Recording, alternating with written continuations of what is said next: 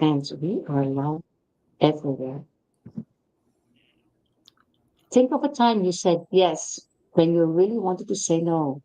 A time you put someone else's need ahead of your own, even when it left you feel drained and resentful. We've all been there. But what if these seemingly small sacrifices are actually adding up to a huge cost? What if you're trading pieces of yourself to feel loved? Welcome to another episode of the Power Talks for Remarkable Females. I am Helena de Moon, your host from a very, very hot south of Spain. And today we will be asking and answering the tough questions. What are the unspoken rules of connection that are holding you back? How can you create more balanced, fulfilling relationships without abandoning yourself? And how can you cultivate a deep sense of self worth that is not dependent on the external validation? I am thrilled to introduce my co host today. It's Alexandra Howard, the Queen of Aliveness, all from Quebec, Canada, and the driving force behind Mind, Mood, Alive. Alexandra helps high achieving individuals rediscover their zone of aliveness so they can create authentic connections without sacrificing their well being. Alexandra, welcome to the Power Talks for Remarkable Females. How are you doing? I'm great, thank you. I'm experiencing a very similar heat wave as you are here. Yeah, I think it's global. Yeah. I Yeah. mean, it's global probably. I don't want to date this episode, but it's global probably in terms of temperature, but also in terms of what is going on in the world, right? It's very, Absolutely. very strange. And I would say times where a lot of people are anxious Mm, and not knowing what to do, which yeah. is okay. I mean, there's a lot going on, and it is, we don't know. We don't know. So you can only try to feel, present and calm in that situation. But we are here for something else. We are here to discuss the cost of connection and what you are trading to feel loved. Alexandra, why did you choose this topic? I chose this topic because I see it, I feel it. I'm consistently practicing in this space. Even though I coach in this space and I help others in this space, I'm also in the personal practice of this. And I think that it's one of Mhm. the most important and powerful practices of of humanity, of being human. I think this is really an Yeah. important space to pay attention to. And so, we're relational creatures.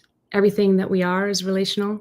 We are in relationship with ourselves, we're in relationship with each other, and we're in relationship with the world. So there is Mhm. nothing that is not in relationship in any given moment. And so I personally find this topic just very curious and ever evolving for me. I don't profess to have all the answers, or I don't have I just feel like it's a very important topic to shed light on and to become Mhm. more uh, proficient with and precise with as we move through life, and particularly now. Is there's a lot moving through us and a lot moving around us, and I think that the opportunity for us is to really become a little more, to expand our capacity, really to Yeah, to to stay in the space and to understand it better. absolutely. So, what about you in the audience? Are you also focused on this topic? Why are you here? What is it that you want to learn? If you're live here, just give us your feedback or your questions or whatever you want to share with us. If you are watching the replay, just put your feedback in the comment box because we will be monitoring and we will get back to you for answering all your questions. So I love this three dimensions that you put there, Alexandra. It's something that I also work on a lot. Like you say, for myself, with clients in general, it's the relationship we have with ourselves, with others, and with the universe, with nature, with spirit, whoever or whatever you want to call it. And basically, how we define that relationship absolutely impacts how we behave and how we respond Yeah. and how we organize our lives and our interactions and the quality of those interactions. Mhm. So, what is it that impacts that relationship that much that sometimes it's costing us, and sometimes costing us a lot more than we like benefit from it, if I can put it in those transactional terms. Although by speaking them, they're not like the perfect expression, but I guess you know what I mean, right? Yeah, I do. I do. And, we talk a lot, we hear a lot about, we're burnout and this sort of big experience that we have where we just feel like we feel drained and we feel like there's just nothing in the tank.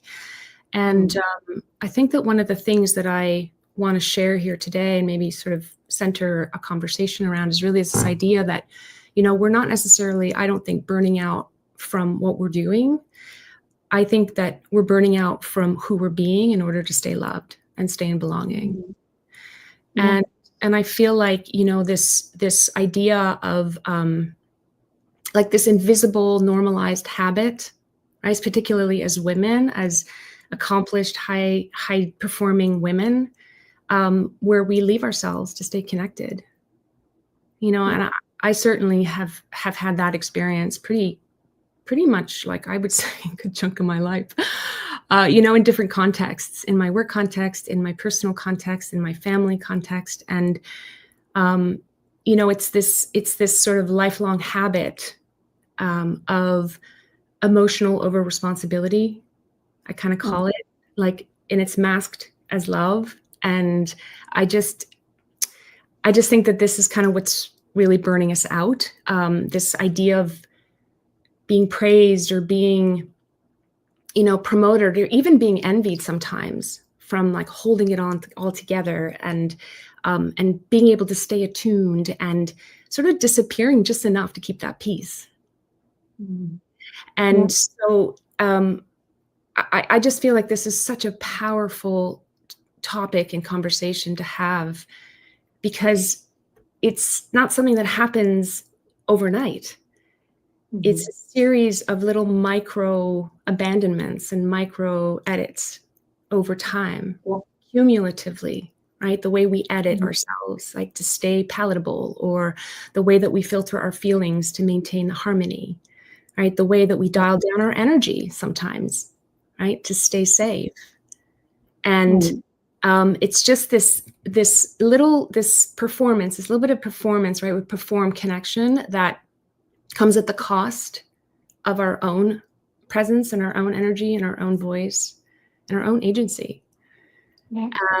And so I feel like this is just a really important space to shine a light on for women, particularly, because I believe, there's a certain conditioned training in us that I think collectively now through these conversations, which is so exciting. And another reason why I think this is so important is that it's a conditioned training that we're now going, I don't know if that's really what I want to be doing anymore. And so we start to normalize a new habit. Yeah. And it's interesting because it is about normalizing a new habit before it becomes depleting, before it has overwhelmed us. It's basically an intentional choice, right? And like you say, we are kind of predetermined to be nice, to be serving, to be kind, to be inclusive, not to make commotion, not to be controversial, keep our voice low, and things like that. While this is not actually serving us all the time. This is like a script that is written by culture, by history, by education, by society, and that we follow without asking ourselves, why do we really have to do that? And I like it when you say this sense of belonging is so important to feel safe. Also there, I would say, what is that safety?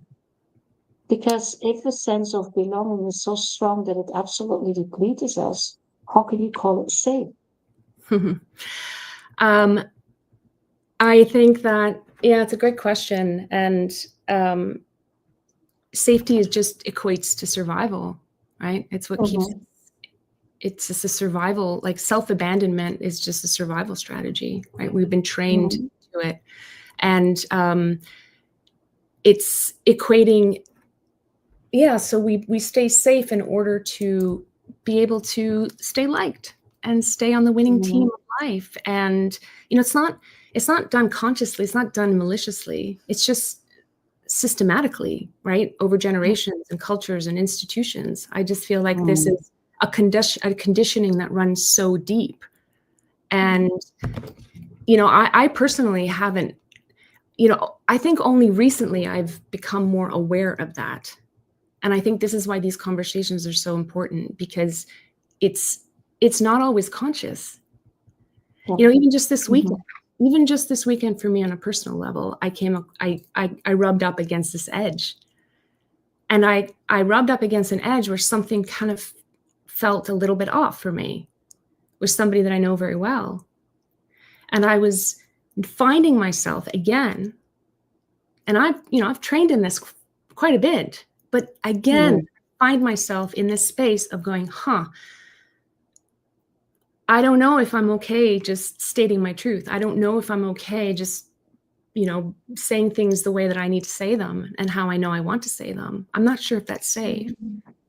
Right. And so the suppression, I could feel the suppression. It was going back down again. And I had to really catch myself and allow myself the space to notice that and to say, hey, hold on a minute. Is this really what I want to be doing right now? Is this how I want to be showing up in this experience right now?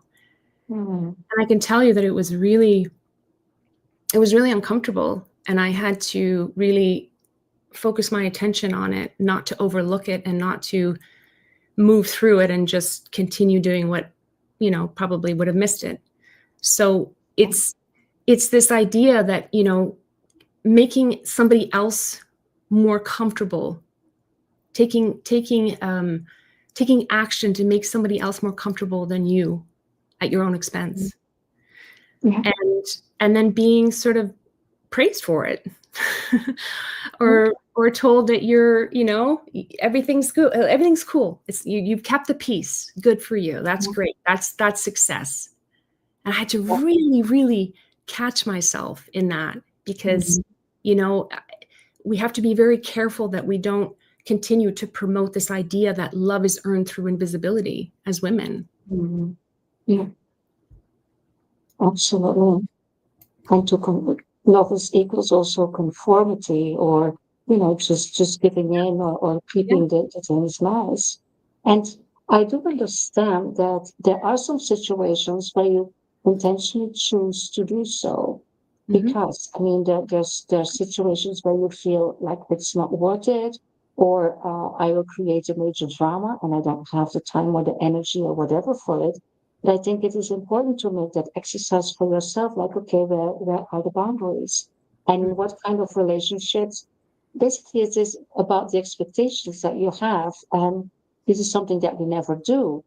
But in our relationships, it would be very useful to have a conversation about, okay, how do we deal with these kind of things? What if I don't feel comfortable with what is going on? Or what if I don't feel comfortable with something that you are asking?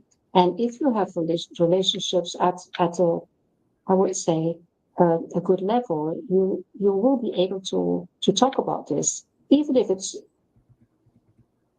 before an event like this happens. So it's like the preparation, like how we do that with teams, right? We have kind of terms of agreement with teams when we start working together. Like, okay, how are we going to communicate with each other? We never do that in our personal relationships. We don't do it with our parents. We don't do it with our children. We don't do it with our spouse, with our friends. It's very difficult to say, okay, this is how I want to show up in this relationship, and these are my boundaries. These are my limits. Why don't we do that? Oh, it's such a good question. And I think it again comes back to that space of feeling safe and wanting to be loved and wanting to be liked. Yep. I mean, that's really fundamentally, like, we don't like not to be liked as humans. Yeah. I don't like not to be liked. Right? I mean, yeah, there's impossible. It is impossible not to be liked by some people in the world. It is. I mean, I had a very interesting webinar once, and I still have them here. Let me just grab them. And we received, to prepare them, we received the box with 3 flags, right? Mm-hmm. And we were asking, it was a big group. We were asked, some people were asked to give a pitch, like, just make a statement, an opinion. If we were able to, or not afraid to make an opinion, to state something that was a little bit controversial. And everybody else in the room was asked to put in, one of these flags in the air, right? And this was, no, I don't do that. This was like, moi. And this was, yes, absolutely, I agree, right? And so the point of the exercise was that we do not want these. We do not want these, no. Because, I mean, you don't have a vision. You don't have a position. You don't have power, actually. So the whole idea was to see one of those. And of course, we don't want to see those. But then you can only have the green ones, the yes, the full yes, if you also have no's. Because the only way to get those is to have a clear vision or a clear statement or a clear opinion or a clear wish, whatever it is. But we are so afraid to do that that a lot of us, we choose for this, right? Yeah. Let's not disturb anything.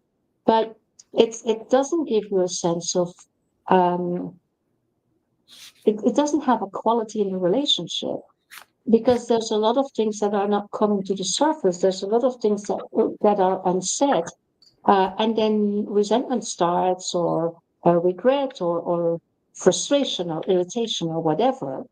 But it is about speaking clear language. Yes. Yeah, I do. I feel like that is absolutely true. I think there's a communication component to this. And I think that's really important. But I do feel that at the core, it's a nervous system issue. Mm-hmm. Yeah. Right. And so if your nervous system can't hold saying no, you're not going to say it. So Yeah. I think that the real core work here lives here. It lives in being able to hold and stay in discomfort and stay in the feeling of discomfort for longer stretches. And we Yeah. don't have a very strong relationship with this. There's no one who teaches us this stuff. We don't get taught how to do this when we go through life. It's a skill. I always say feeling alive is a skill.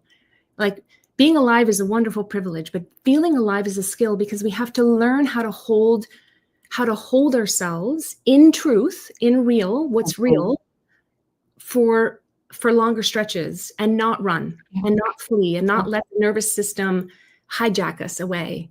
And so I feel like we have to start reframing emotional discomfort, not as danger, but as data, as something that is telling us and giving us new information and new feedback that we can then use to make different decisions. And I feel like a lot of us we're not very particularly sophisticated in our capacity to manage that space, the space of staying. It's my favorite word. It's what I do. It's essentially what I do, because the more you can stay with yourself, and I call it expanding the window of tolerance, and the nervous system can hold greater amounts of inputs without reacting to said inputs, then you have this ability to see clearly. And we don't see clearly. We don't know how to see what's happening clearly. And so we're like in the trench. Something happens, we dive into the trench and we try and figure something out. But this ability to sort of stay on the balcony and look in and go, what's happening there? How do I want to maneuver that? That capacity is not something that we have been taught very well or ever. And so for me, this ability to navigate this exact space and make sure that you don't self-abandon is all about recalibrating the nervous system and working with it and understanding how it works, and feeling actually choosing to feel what we've been trained to fix. Feel it, stay in it, and And that's how we break the pattern, is in the staying with ourselves, not abandoning ourselves when things get hard or when we feel like, something's, I mean, it's just such a powerful space to be. And I'm not saying that when you stay, you're not going to feel risk, or you're not going to feel the discomfort, or you're not going to feel like you want to run. All of those things can happen. You're going to feel fear and guilt and shame and grief, whatever the case is. But we don't shapeshift. We stop shapeshifting. We just be with what's real and what's in this space, and we can see it with new, fresh eyes, and we can respond to it in a slightly different way.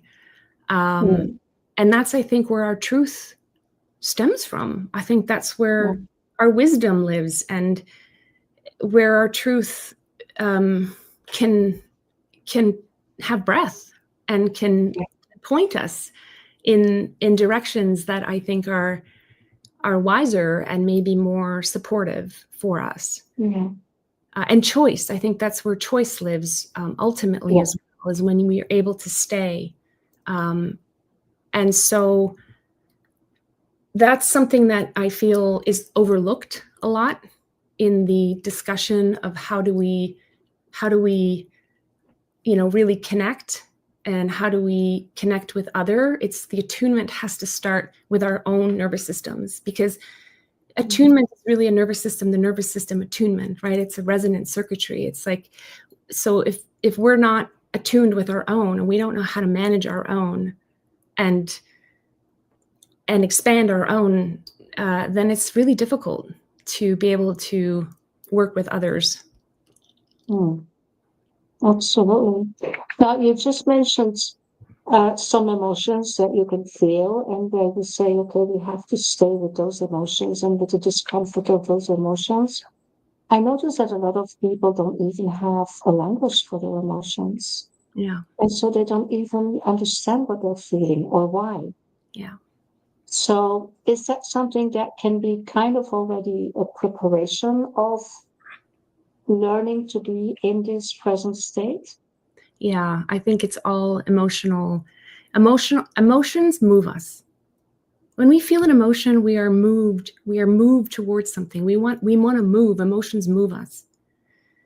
So I think, being able to name your emotions, and also not necessarily always identify with them, and just be able to feel them without this identity. Well, I am sad. I am. It's just, this is arising. This is happening. This is what I'm feeling right now. And to be able to sit in that without automatically going into some big, rich story about it, or attaching some narrative that may or may not be true. So this ability to just stay in this space of rich emotional territory, and be able to navigate that landscape and to make sense of it, and to name it and language it, and come into relationship with it. For so long, pain run my life. Like, it just ran my life without me even knowing it. I was in pain for a number of different reasons, but I didn't recognize that. I didn't recognize that pain lived so deep within me. And that pain I was clearly running away from, because I didn't really know what to do with it. And I didn't know what it was. And it just felt big and overwhelming, and like it was just going to swallow me up whole. And what do we do, right? What do we do when when we don't know what to do with something, or we don't have a relationship with something, we don't trust something? Well, we turn the other way and we walk away. We don't go into that. We walk away from it. So it's also really about building a new relationship with your emotional landscape, and becoming friends, and know that every emotion has something powerful that it needs and wants to say, and it needs to communicate. And so we have this sort of way of categorizing good emotions and bad emotions. And I want more of this. We chase pleasantness, right? We chase things that are pleasant, and we run away from things that are unpleasant. And a big part of my work with my clients is to become friends with unpleasantness. It's just energy moving. It's energy that gets to also move in the same way that pleasant emotions move, right? So it isn't this big, like, okay, I want more of this and I want less of this. It all coexists. It's joy and sorrow living Exactly. side by side. Yeah, you can't get away from unpleasantness. It's impossible, no matter how hard you try. There will always be something unpleasant. Yeah, So absolutely. I feel like this joy and sorrow, like the ability to live in all of it, right? And to be able to make sense of all of it it's so important. We're talking about language for emotions. Emotions also are based on meaning that we give to events. Yeah. So, what about understanding why that emotion comes up? Why it is irritation we feel now instead of just acceptance? Why it is anger or fear we feel instead of being thrilled or to do something? So, it is also about giving meaning. Does that play a role in the process that you are describing or that you're working with? Like Yeah, giving meaning and understanding where these emotions come from? for sure. I think that's really important. Absolutely. I think it's a very vital part of the work and understanding. And more importantly, where it comes from, to be honest with you, it's why is it there? What is it serving? I think that's the more important question. I think in order to understand that the emotion has it has a positive intention, it serves, everything is an act of love or a cry for love, right? So there's always a reason for why we feel something. And it's usually an act of love or a cry for love. So there's something important that's really, really vital to not overlook and pay attention to. That's a knock on the door that says, hey, and usually when people end up in my life, it's because the knock on the door is so loud. Those emotions have come screaming through, and it's just they're too loud and they can't be ignored anymore, because usually we ignore them. The ones we don't like, we ignore.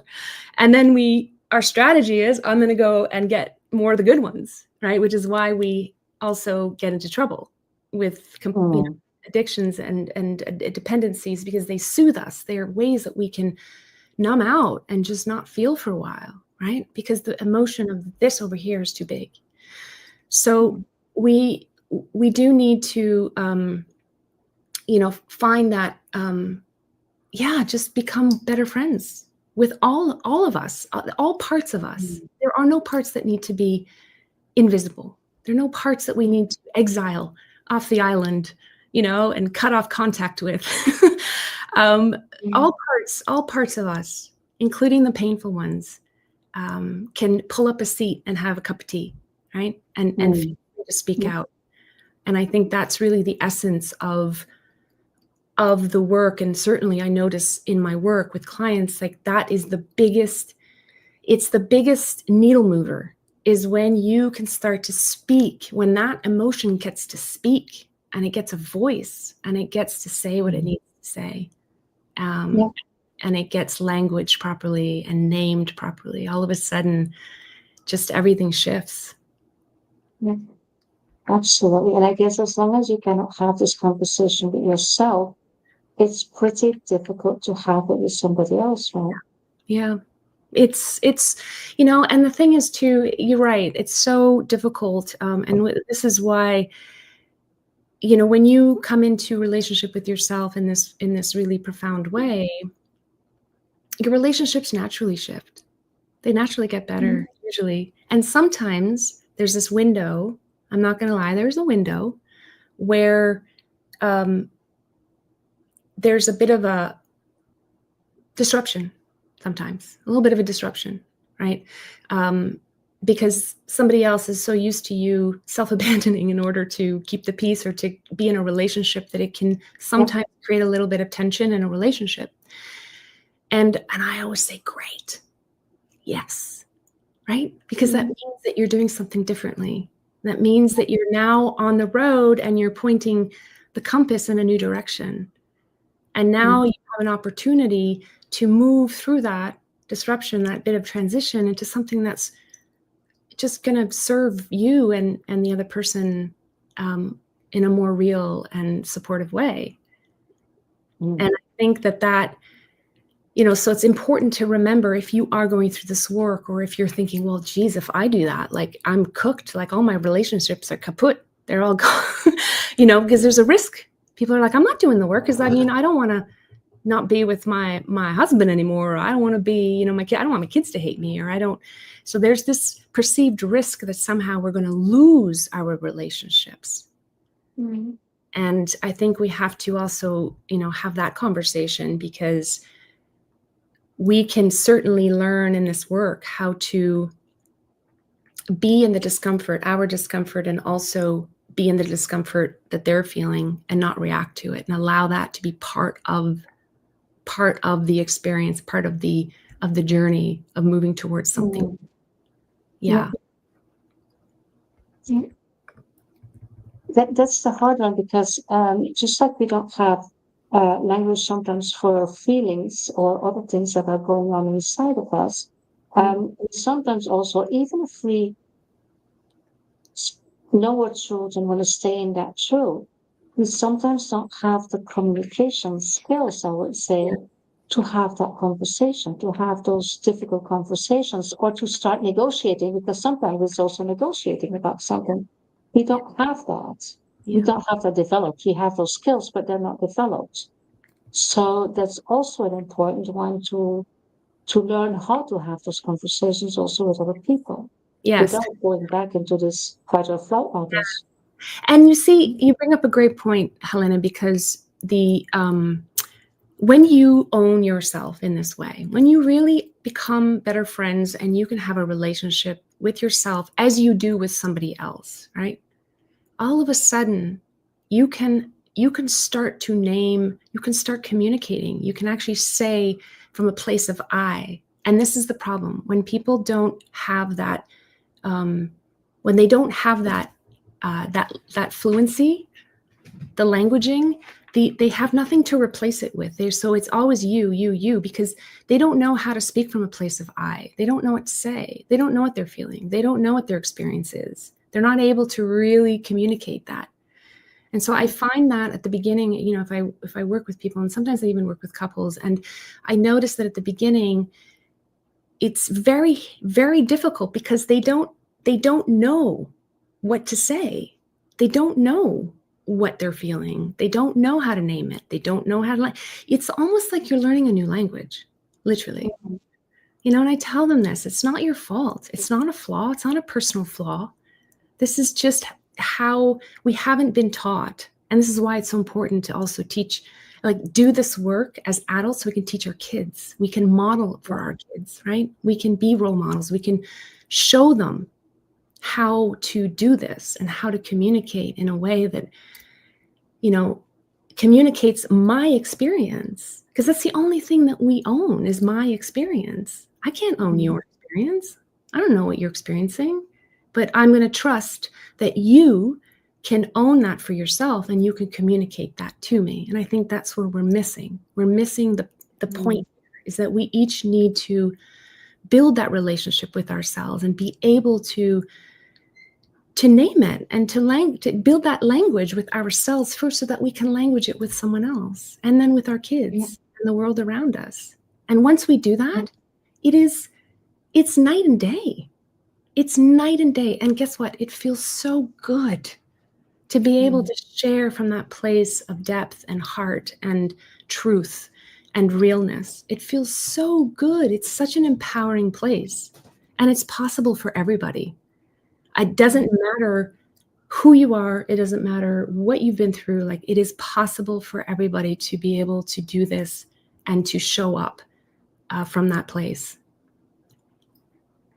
What are roadblocks to recognize before or during that process that people should be aware of, that this can happen, and then you can overcome that?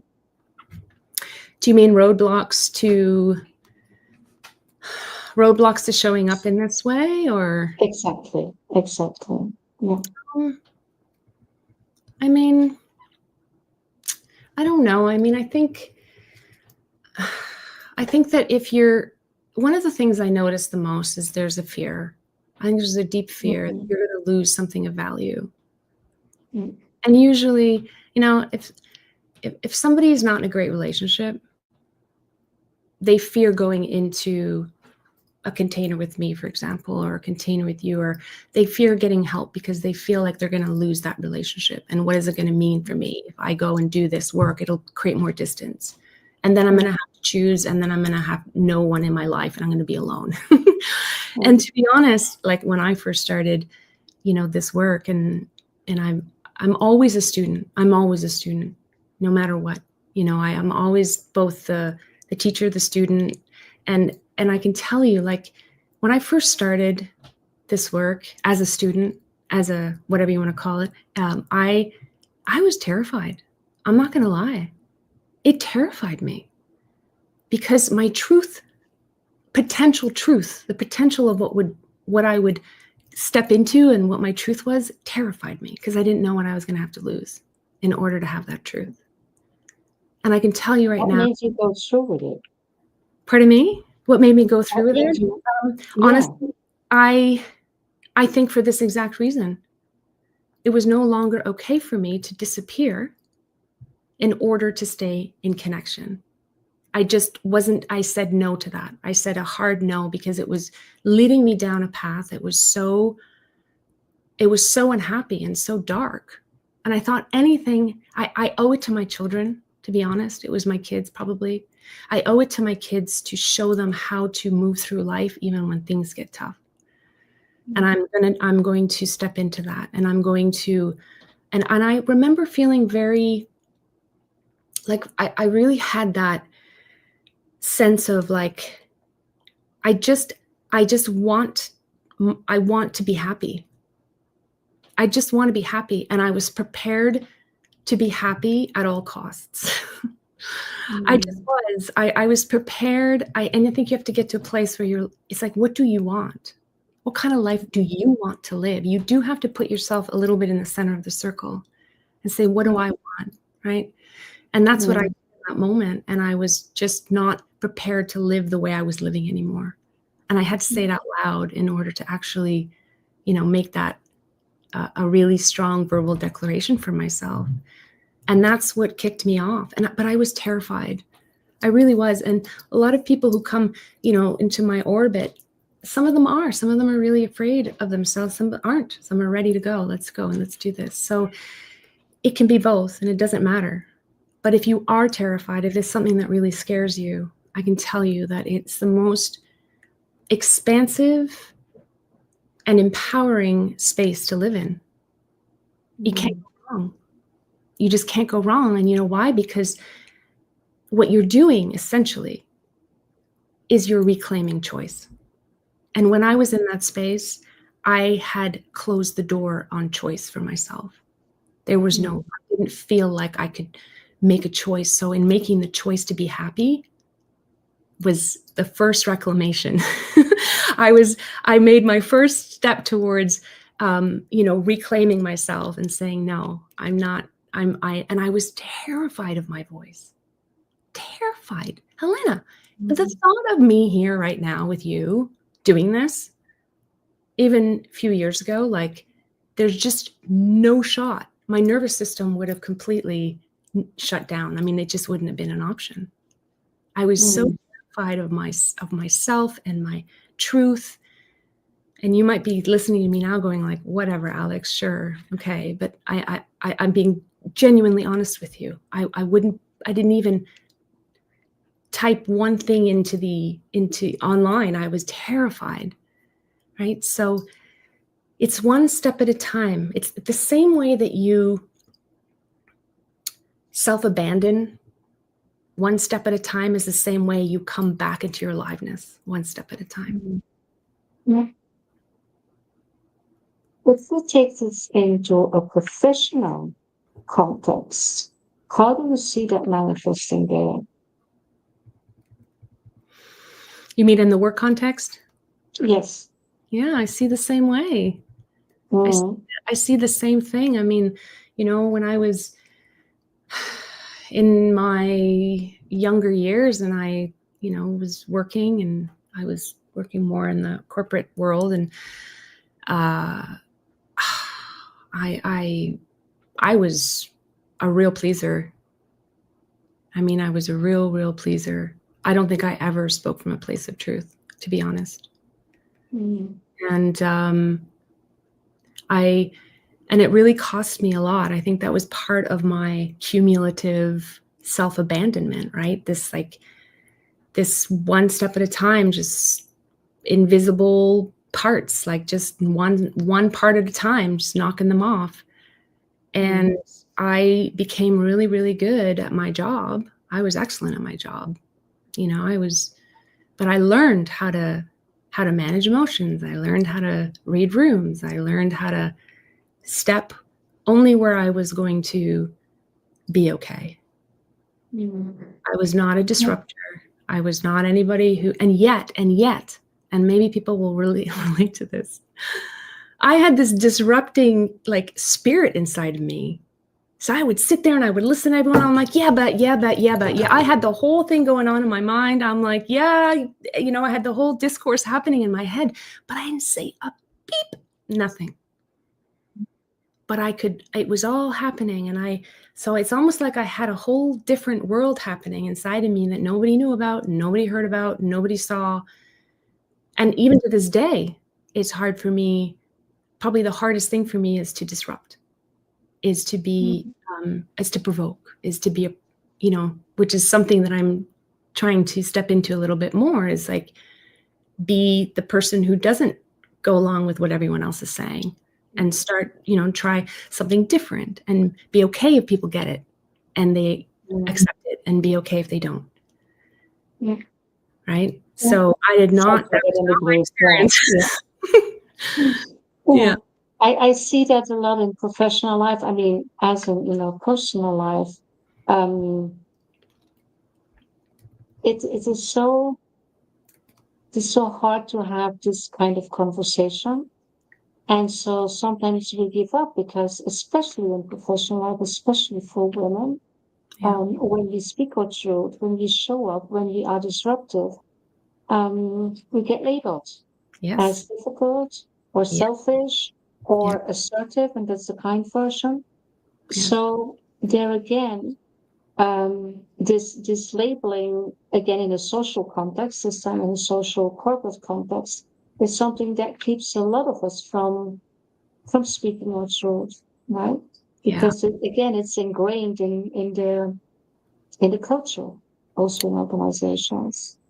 Oh yeah, I totally agree with that. I totally agree with that. And yes, I think that we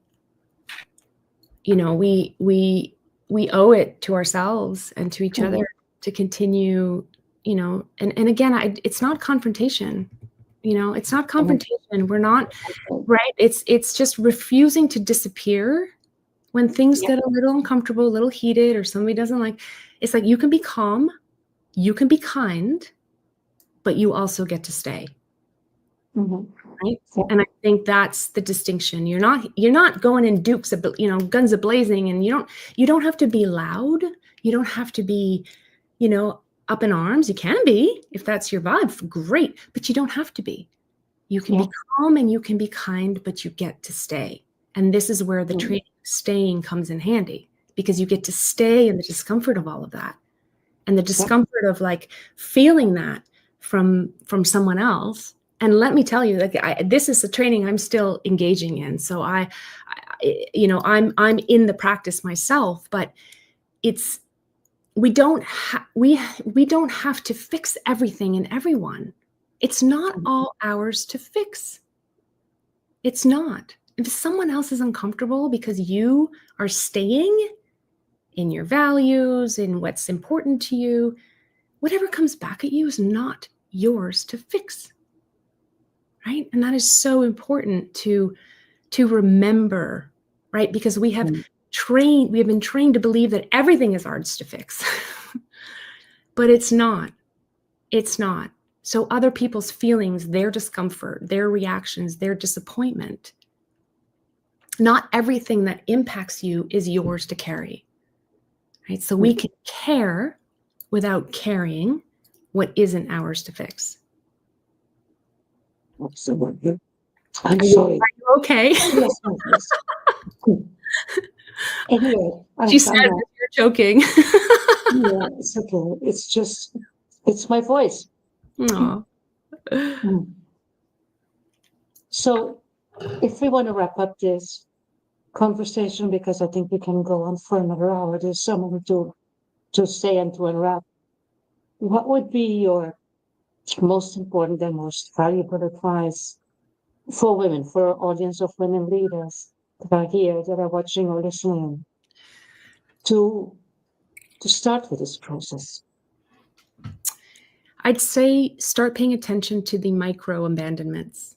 Start paying attention to those micro edits, right? The little half truths or the words that you swap out or swallowing your needs. Just pay attention to that and notice how that feels in your body. Just create some space around that. Stop and ask yourself, am I okay? Mm. What do I need? Because you also matter in that room. And I can tell you that like we need to stay. We need to learn how to stay and to show up in our femininity, like, in our care. We don't have to give up our care, right? We can show up in our care and in our love and in our in our warmth, right? We don't have to trade that. But Absolutely. I would say stop ghosting yourself to stay loved. And it's a daily practice. And it's not something that you just end up like, oh, okay, now I've got it and I'm done and that's the end of it. It is an ongoing practice. And when we see it like that, when we're like, okay, it's an ongoing practice, we release this grip of it needing to be perfect, or we have to get it, or oh my God, what am I not getting? Or, and it's just an ongoing practice that you develop a strong intention to not ghost yourself, and to notice the times when you're you're betraying your truth, or you're betraying yourself in some way, your energy, your presence, your actions, and to know that it's okay. It's okay for us to take up space, right? Our aliveness, we talk a lot about leadership. Our aliveness is our leadership. Right? Being alive in ourselves and giving ourselves permission to be and stay alive is our greatest leadership. So that's what I would leave. That's beautiful. Yeah. That's And beautiful. I'm such a huge fan of you, Helena, and thank you so much for having me here today. I've just so enjoyed this conversation, and I love what you're doing and sharing these important conversations with the world. And I just really appreciate you. So thank you. Likewise. Thank you also for being here and showing up fully and speaking your truth. It is so important. How can people connect with you, Alexandra? Where can they find you? Sure. I am on LinkedIn. So you can find me there, and please connect with me on there. I would love to hear from you. I'm also on Instagram. At Mind Mood Alive is my handle, Mind Mood Alive. And you can connect with me through my website, mindmoodalive.com. You can have a look on there and send me a note. So any of those ways, I'm very accessible. You want to share something, share a comment, you have a question, I'm here to support you. So thank you very much. Wonderful. We'll make sure that all this information is in the comments or in the show notes below. So connect with Alexandra, learn from her, learn from her wisdom and her teachings. It was a wonderful session. Thank you so much for sharing. And thanks everybody for being with us, and hope to see you in our next episode. Bye for now. Take care.